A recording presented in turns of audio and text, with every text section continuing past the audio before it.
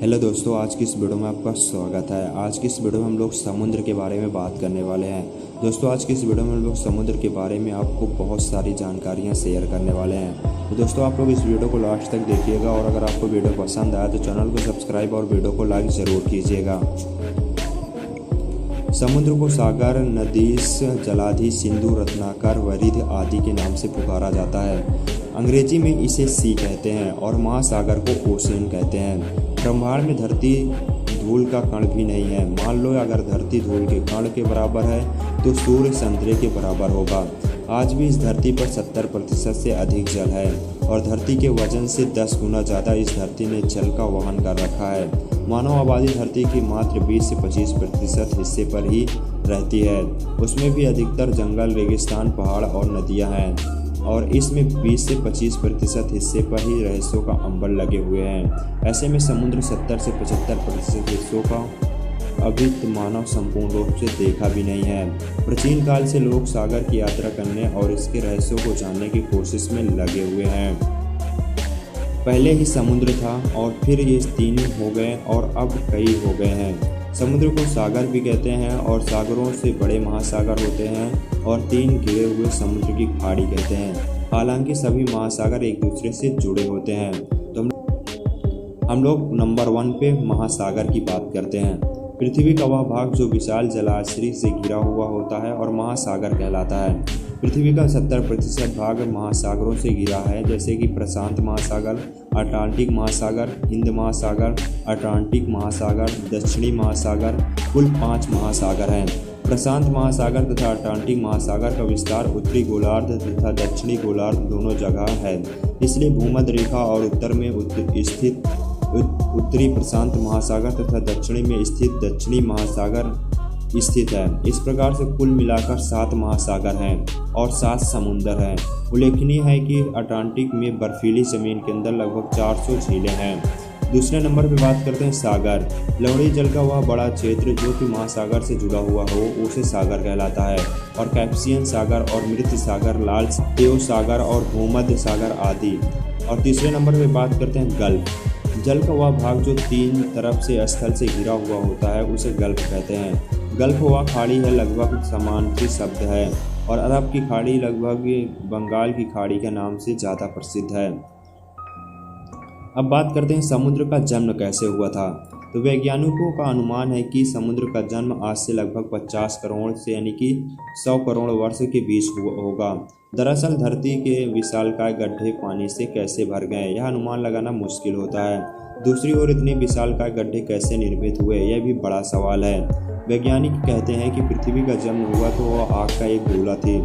जब पृथ्वी धीरे धीरे ठंडी होने लगी तो उसके चारों तरफ गैस के बादल फैल गए और ठंडे होने पर ये बादल काफ़ी भारी हो गए थे और उनसे लगातार मूसलाधार वर्षा होने लगी और लाखों साल तक ऐसा होता रहा और पानी में भरे धरती की तरह सतह, यही विशालकाय गड्ढे समुद्र कहलाए। 70.92% सतह समुद्र से ढंकी है।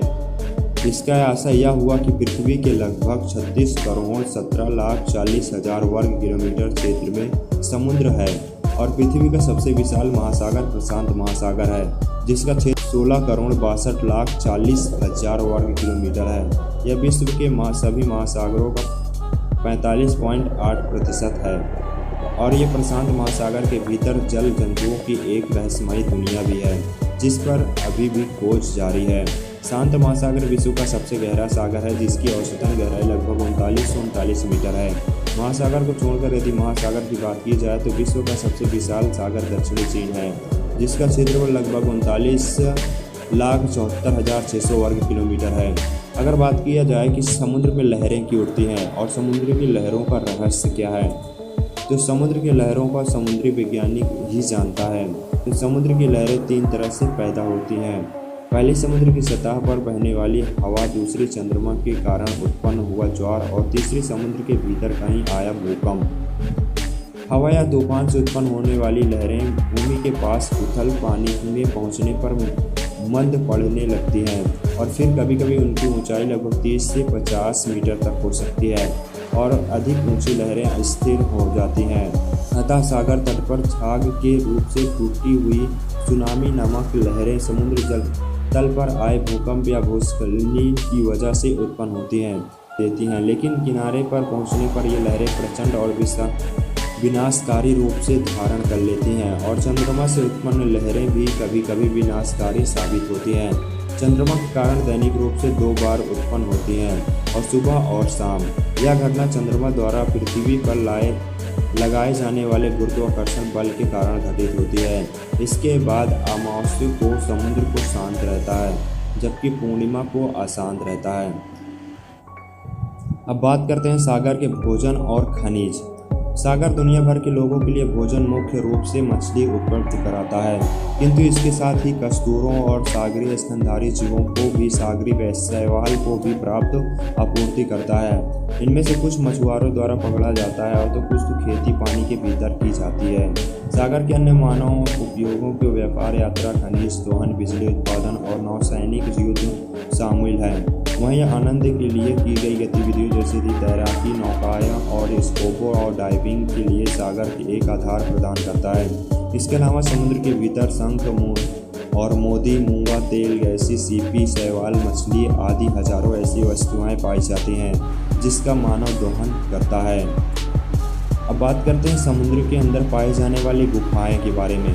समुद्र की गुफाएं समुद्री लहरों और गुफाओं की ज्वालामुखी के कारण बनती हैं।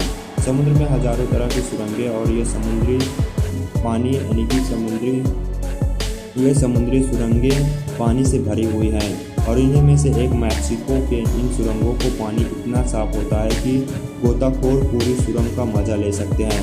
समुद्र की बड़ी बड़ी लहरें जब चट्टाने से लगातार टकराती हैं तो उनमें से सुरंग कर देती हैं, जो धीरे धीरे इतने बड़े हो जाते हैं कि गुफाएं की शक्ल ले लेते हैं।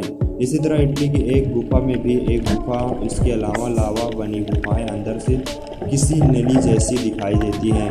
इस तरह की गुफाएं हवाई के द्वीपों को मौजूद हैं। चीन के रेनबो केव के बारे में कहा जाता है कि कुछ हजार साल पहले यहाँ जगह समुद्र में डूबी हुई थी, लेकिन अब यह खूबसूरत गुफा है।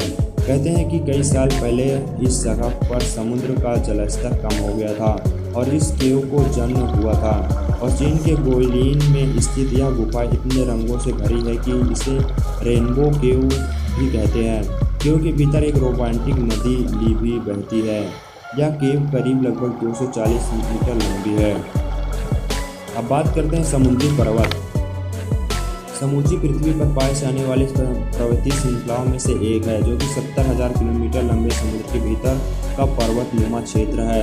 समूचे समुद्र में ऐसे करीब 1 लाख बड़े पर्वतनुमा क्षेत्र है। धरती पर सबसे ऊंचा पर्वत माउंट एवरेस्ट तो नेपाल में भारत की तिब्बत सीमा पर है भी इसकी चोटी समुद्र तल लेवल से लगभग 8850 मीटर ऊंची है।